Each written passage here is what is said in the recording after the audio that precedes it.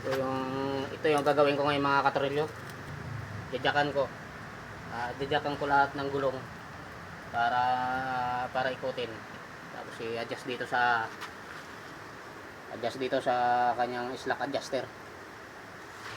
I-release yung maksi. So, ginawa na lang para ng driver para makauwi. Para madala dito.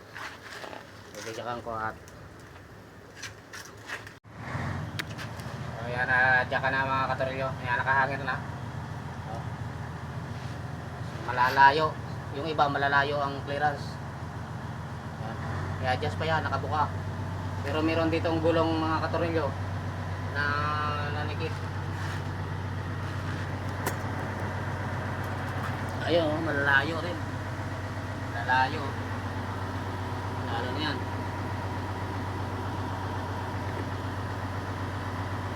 Yung lining baka doon mga katorilyo. Ayan, ang ginawa niya dyan, mayroong nanikit na nagulong na preno dito, alinman dito, sabi ng painante niya. So ang ginawa, nilawagan, kaya mga ganyan yan, malalaki ng clearance kasi nanikit ang preno, dumikit ito. So nilawagan nila dito sa adjuster. Yan. So ngayon, i-adjust ko muna ang preno. Tapos susubukan ko na papapakan ng preno kung sumisipa ba tong push rod ng brake chamber at bumabalik. Yan, mga katorilyo. Ito, gumagana to mga katorilyo. Yeah, bitaw! Yan.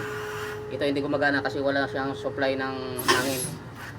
Nakapatay, walang nakakabit na hose. Oh! Dito may supply. Sige, bitaw! Apak! Apak! Wala rin oh. Walang nakakabit ng push naman. Bitaw! Apak! Bitaw! Sumisipa kaso mahina lang. So, kailangan ditong i-adjust. So dalawang chamber ang hindi gumagana. Ito yung hindi nakakabit ang push rod. Tapos dito hose naman ang wala. So malaking problema mga katorilyo. Ngayon ko lang to ma-encounter kasi nasa kabilang branch to, nasa Laguna. Dinala lang dito sa Bagbagi may kawayan, dito sa motor pool, dito sa pisto ko. So kailangan i-adjust ko muna mga lining. Yan yung gumagana. Wait lang mga katorilyo. Trailer to mga katorilyo, trailer Giga Tractor Head Gigamax, isa sa Gigamax. Hindi gumagana yung dalawa, walang supply ng hose. Ang hangin, at saka isa walang push rod. Malalayo din ang lining. Sunod natin yan mamaya. Adjust lang.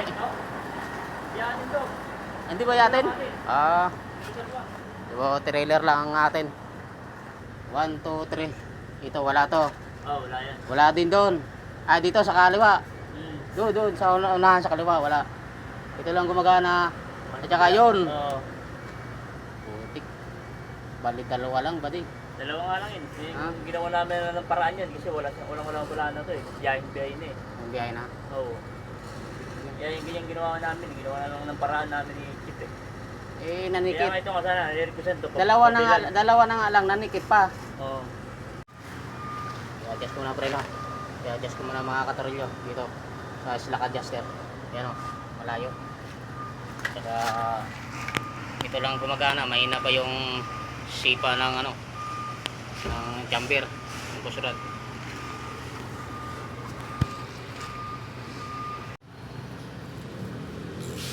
Tingnan mo, ikotin mo yung gulong. Pag hindi na maikot, ibig sabihin nakasahip na. Sahip na. Ngayon, tayo-tayo na yan na luwagan. So, yung may kasama ko yung body ko, yung helper ko.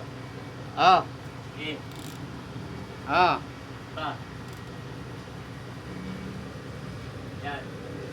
Okay na yan. Yan na. Maliit na yung clearance niya. Yan o. Okay, ano. Hop! Hop! Yan. Dito na mga buddy oh. Ito naman mga kaparelyo. Laki. Bali dalawang gulong lang yan. Ang gumagana. Kailangan yan, sumayad yan, hindi maikot. Ha?